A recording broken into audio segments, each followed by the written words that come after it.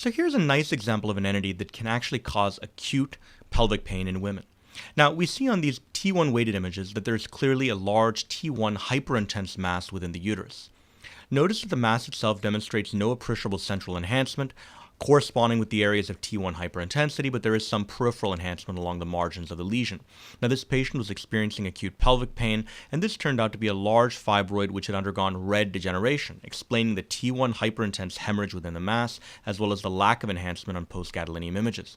Now, I would say that the one other entity that you do need to consider on the differential that can also produce this T1 hyperintensity within the uterus would be patients who had hematoculpos or hematometroculpos, where there's blood distending the endometrial cavity. But in this case, this is a fibroid with red degeneration or hemorrhagic degeneration.